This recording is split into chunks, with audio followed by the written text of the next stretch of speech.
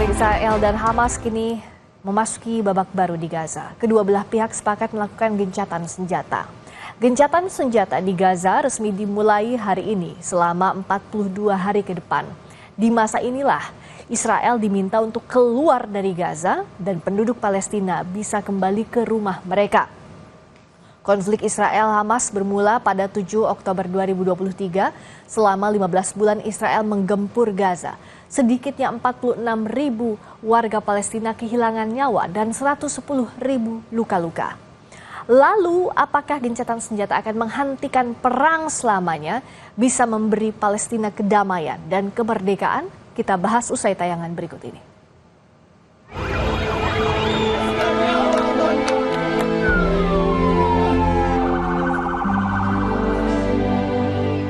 Belas bulan serangan Israel berkecamuk di jalur Gaza. Hari pertama gencatan senjata di jalur Gaza tengah berlangsung. Seluruh warga Palestina menyambut dengan sukacita. Tapi mereka masih dihantui ketakutan dan trauma atas derita akibat perang. كان لي بيت زي ما انت شايف كان عندي بيت وعندي كل شيء طبعا اجت الحرب هذه ما خلت لا بيت ولا اي حاجه وكان حتى لي ابن كمان تصاب في الحرب ونجا باعجوبه من الحرب هذه حياتنا كلها. Beberapa jam jelang gencatan senjata, militer Israel masih aktif melakukan serangan di jalur Gaza. 8 orang dilaporkan tewas. ما زالت بعض الجثث موجودة تحت الركام وذلك لعدم تمكننا من العمل وانتشال هذه الجثث على مستوى المحافظة الوسطى بسبب الاستهداف المباشر لعمل البواقر أو البلدوزر والكبشات التي تعمل في المكان من الاستهداف الإسرائيلي. Mengutip data dari Al Jazeera, terdapat 3 fase perjanjian gencatan senjata.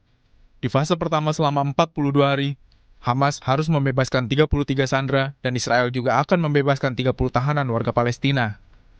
Militer Israel akan menghentikan serangan dan keluar dari daerah pemukiman Gaza, dan para pengungsi Palestina bisa kembali ke Gaza. Di fase kedua, yang juga akan berlangsung 42 hari, militer Israel harus menghentikan operasi militernya di seluruh wilayah Gaza dan saling membebaskan tahanan di tahap kedua. Di fase terakhir, kedua pihak dari Israel dan Hamas akan melakukan pertukaran jenazah pejuang maupun sandera. Lalu akan melaksanakan rencana rekonstruksi di Gaza di bawah pengawasan internasional. Setidaknya serangan brutal Israel sejak Oktober 2023 silam telah menewaskan lebih dari 46.000 jiwa dan 110.000 lainnya mengalami luka-luka. Gencatan senjata jadi asa bagi perdamaian abadi di jalur Gaza. Mereka menantikan dunia ikut bersuara demi damai di Palestina.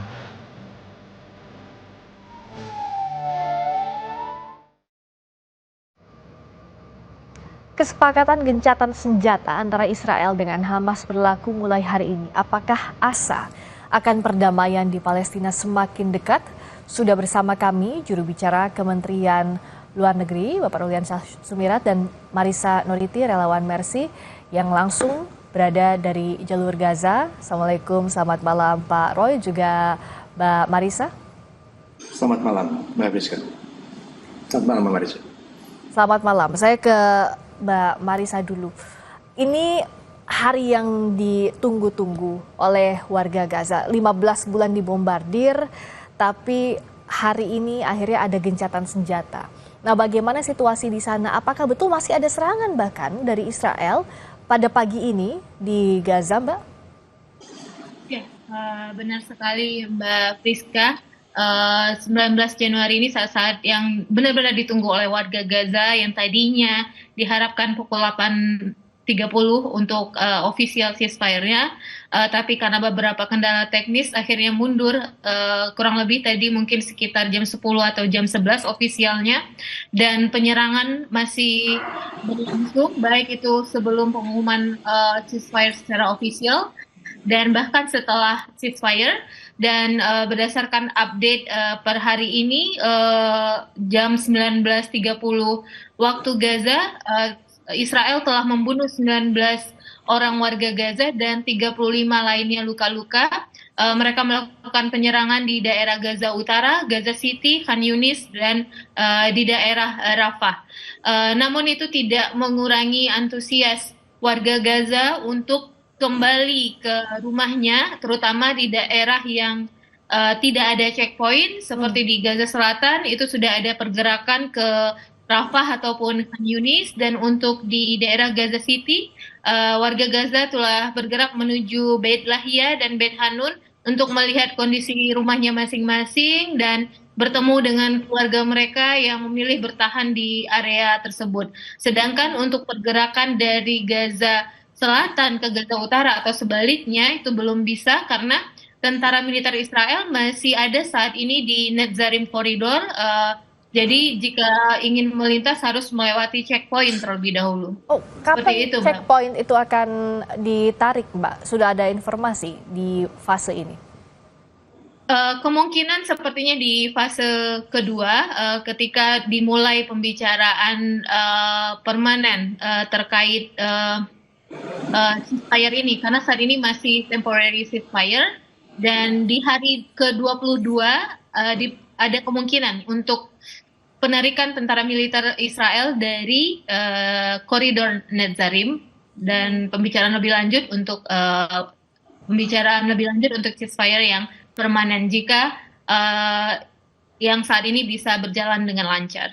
Ya, kita harapkan tidak ada pelanggaran komitmen lagi ya dari Israel, tapi tentu banyak yang masih was-was karena sampai sekarang Israel pun masih melanggar komitmennya, bahkan di pagi ini yang semestinya dilakukan ceasefire, bahkan sejak kemarin, sejak hari Rabu diumumkan truce atau ceasefire sementara ini. Kalau dari Kementerian Luar Negeri, ini setidaknya ada fase yang lebih baik ya Pak Roy ya, yang saat ini terjadi di Gaza. Nah, tapi bagaimana komitmen Indonesia untuk mengawasi proses dari gencatan senjata sementara ini agar bisa diteruskan ke fase berikutnya? Karena komitmen Pak Presiden berkali-kali, Pak Presiden Prabowo di berbagai forum internasional, kemerdekaan Palestina yang kita perjuangkan. Ya, baik, terima kasih Mbak Friska.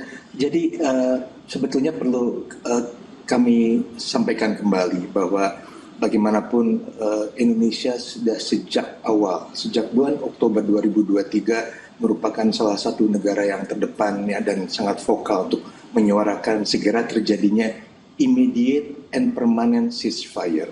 Jadi kita dari sejak awal kita menyerukan agar semua pihak dapat mengambil langkah-langkah apapun untuk dapat mewujudkan adanya gencatan senjata yang sifatnya segera, immediate, dan permanen. Jadi bukan hanya sementara. Namun kita tahu sendiri bahwa pada perkembangannya selama lebih dari setahun, masuk ke bulan 15, Israel terus melakukan tindakan kekejamannya hingga saat ini. Jadi as of now, dengan adanya ceasefire ini tentu saja kita menyambut baik adanya keinginan dari semua pihak yang terlibat untuk melakukan ceasefire. Namun tentu itu hanyalah merupakan sebuah awal dari seluruh proses yang harus tetap dijalankan. Dan dalam hal ini tentu Indonesia akan terus berpartisipasi aktif, ikut menyuarakan, ikut mendorong, dan bahkan menggalang negara-negara sehaluan untuk dapat memberikan necessary pressures kepada pihak-pihak di lapangan untuk dapat memenuhi berbagai macam klausul yang sudah disepakati di dalam kesepakatan ceasefire ini. Karena kita tahu bahwa banyak fase, tadi saya tidak akan masuk kepada detail dari fase-fase tersebut, tapi kita memang harus meyakini bahwa ini adalah apa yang saat ini relatif terbaik, meskipun bukan ideal. Namun tentu saja kita juga tahu bahwa ini hanyalah awal dari keseluruhan isu yang harus diadres secara menyeluruh, karena bagi pemerintah Indonesia bagaimanapun ini hanyalah salah satu momentum untuk dapat mencapai tujuan yang lebih penting lagi, yaitu kemerdekaan bangsa Palestina. Ya, itu yang kita harapkan. Prosesnya masih panjang memang kalau melihat apa yang terjadi saat ini. Tapi kalau Mbak Marisa, yang penting juga yang selama ini kesulitan adalah logistik dan juga keamanan, jaminan keamanan bagi para warga di Gaza. Dengan hari ini, apa perbedaan yang terlihat? Apakah bantuan logistik misalnya sudah mulai masuk, lalu warga juga sudah bisa menempati pengungsian atau bahkan kembali ke rumahnya mendirikan tenda, atau seperti apa Pak, Mbak, gambarannya di sana, Mbak Marisa?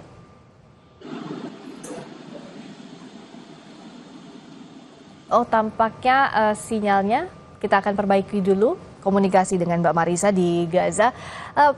Pak Roy, yang kita khawatirkan adalah sebenarnya Israel ini kan out of touch dalam berbagai forum, PBB apapun itu sulit sekali untuk mencapai hari ini.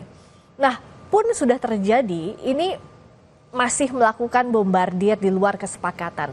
Bagaimana peran aktif Indonesia dan juga negara-negara oki misalnya, apa yang bisa dilakukan untuk mengawasi peran aktifnya seperti apa Pak yang diupayakan?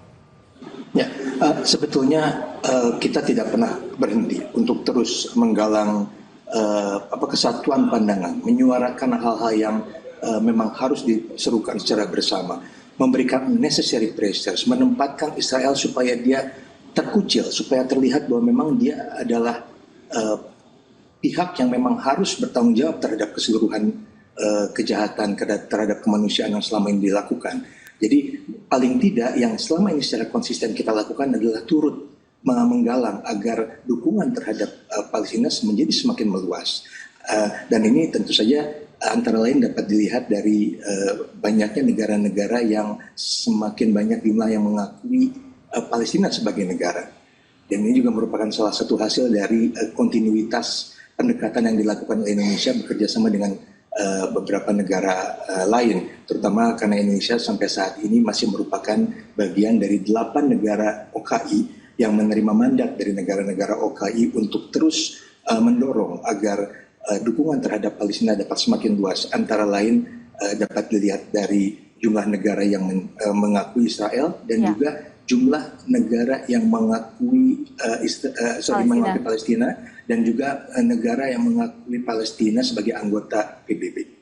Dan itu merupakan hal yang akan kita lakukan terus. Lagi-lagi, it's not necessarily harus berbentuk sebuah hal yang bombastis, tapi sebuah kontinuitas, sebuah hal yang tidak terputus untuk dilakukan di forum-forum diplomasi, termasuk memanfaatkan forum-forum multilateral, baik itu terutama di PBB ataupun forum-forum lainnya seperti OKI atau GNB ataupun ASEAN. Bahkan hari ini saja Bapak Menteri Luar Negeri baru menyelesaikan pertemuan ASEAN Ministerial Meeting Retreat di Langkawi, Malaysia. Dan pada pertemuan tersebut salah satu hasil yang disepakati adalah adanya sebuah joint statement negara-negara ASEAN yang menyambut baik terjadinya gencatan senjata ini dan mendukung agar seluruh pihak dapat segera mengimplementasikan berbagai macam klausul yang ada di dalam ceasefire agreement tersebut. Ya, dan ini yang harus dijaga kontinuitas tadi, continuity. Nah, kalau di Mbak Marisa sudah terhubung lagi ya, Mbak Marisa, bagaimana kondisi di sana yang berbeda? Apakah truk bantuan misalnya sudah bisa masuk atau warga yang mengecek rumahnya sudah bisa mendirikan tenda di rumahnya masing-masing? Karena bagaimanapun juga secara psikis pasti mereka ingin kembali melihat rumahnya meskipun dalam keadaan hancur ya, Mbak? Ya, benar sekali. Ya, saat ini diharapkan 600 truk bantuan kemanusiaan memasuki Gaza, dan ini memang telah dipersiapkan sejak kemarin. Ratusan truk sudah mengantri di Rafah sisi Mesir, dan per hari ini akan memasuki Gaza melalui jalur Karim Salom. 50 diantaranya adalah truk bahan bakar. Akan tetapi saya belum bisa memastikan untuk wilayah Gaza Utara, terutama Beit Lahia yang lebih dari 100 hari tidak mendapat bantuan kemanusiaan sama sekali, karena untuk Gaza Utara biasanya dijangkau dari border areas, yaitu yang perbatasan Israel. Mudah-mudahan Israel memenuhi komitmennya juga, karena jika dibawa dari Gaza Selatan itu juga akan melewati checkpoint Netzarim checkpoint seperti itu. Dan untuk warga Gaza, mereka sudah mulai membongkar tenda-tenda mereka, mempersiapkan kepindahan mereka ke daerah Rafah, Khan Yunis, dan yang di Gaza City juga mereka udah kembali ke Beit Lahia. Tentu saja perasaan yang sangat berkecamuk karena melihat rumah mereka hancur, dan bahkan mungkin masih banyak keluarga mereka yang tertimbun di bawah reruntuhan. Seperti dan warga juga masih harus melewati berbagai checkpoint karena terbatas oleh fase ceasefire itu ya Mbak ya. Jadi masih terbatas juga pergerakannya seperti yang tadi Mbak Marisa sampaikan ya. Tapi kondisinya lalu juga bagaimana tim medis memberikan bantuan, aksesnya sudah lebih baik Mbak dibandingkan sebelumnya? Untuk saat ini di daerah Gaza Selatan, walaupun memang belum ada rumah sakit yang benar-benar fully function seperti sebelumnya, semua berfungsi secara parsial, tetapi beberapa layanan medis sudah tersedia dan juga dibantu oleh relawan internasional yang mendirikan rumah-rumah sakit lapangan. Dan untuk wilayah Gaza City, kondisinya juga mengkhawatirkan sebenarnya seperti yang kita ketahui rumah sakit Shifa Hospital sebagai rumah sakit yang utama di Gaza sangat hancur sekarang, hanya unit emergency saja yang berfungsi dan mereka saat ini disupport oleh rumah sakit kecil yang ada di sekitar Gaza City. Dan untuk di wilayah utara Beit Lahia yang kita ketahui Kamal Adwan juga sudah hancur dibakar oleh Israel dan tidak berfungsi sama sekali. Yang saat ini masih bisa menerima pasien yaitu Rumah Sakit Al-Auda, itu juga dengan kondisi yang sangat terbatas dan kapasitas rumah sakitnya memang sangat kecil, tidak melebihi tidak sampai 100 bed untuk rumah sakit tersebut. Sedangkan terputus lagi, nanti kita perbaiki lagi karena memang sinyal juga terbatas. Bicara soal rumah sakit, Pak Roy, hati kita semua saya yakin sama hancurnya saat melihat rumah sakit Indonesia dibombardir Israel hancur. Nah, Indonesia pasti akan urun rembuk dalam akan turun tangan juga dalam proses pemulihan di Gaza. Seperti yang sudah kita selalu aktif dalam hal itu. Nah, bagaimana dengan kali ini? Apa yang sudah disiapkan untuk membangun kembali fasilitas kesehatan atau membantu lagi banyak hal di Gaza, Bapak? Ya, begini. Mungkin saya juga perlu tekankan lagi bahwa kita termasuk paling vokal sejak awal untuk menyuarakan perlunya masalah kemanusiaan ini diadres secara khusus, karena kita tahu bahkan dalam keadaan sebelum terjadinya kejadian di bulan Oktober tahun lalu pun situasi kemanusiaan di Gaza sudah sangat susah, sudah sangat rumit, apalagi pasca serangan dan kejahatan terhadap kemanusiaan yang dilakukan oleh Israel di Gaza, yang akhirnya ada dampak ke beberapa negara sekitar. Nah, jadi memang pada saat ini kita akan terus menyerukan bagaimana agar isu bantuan kemanusiaan itu dapat terus disalurkan ke semua pihak yang membutuhkan di lapangan. Namun tentu bantuan kemanusiaan ini pun akan membutuhkan uluran tangan dari seluruh komponen dari masyarakat internasional. Dan Indonesia tentunya juga akan terus berpartisipasi untuk dapat memberikan bantuan yang sekiranya akan membantu situasi untuk korban-korban yang ada di lapangan. Dan paling tidak Indonesia sudah menyampaikan kepada UNRWA untuk terus memberikan dukungan bantuan lewat UNRWA. Dan paling tidak kita sudah menyatakan pledge bahwa mulai tahun 2024 lalu bantuan kontribusi Indonesia kepada UNRWA akan mungkin kita naikkan sekitar 2 kali lipat hingga mencapai 1,2 juta US dollar per tahunnya.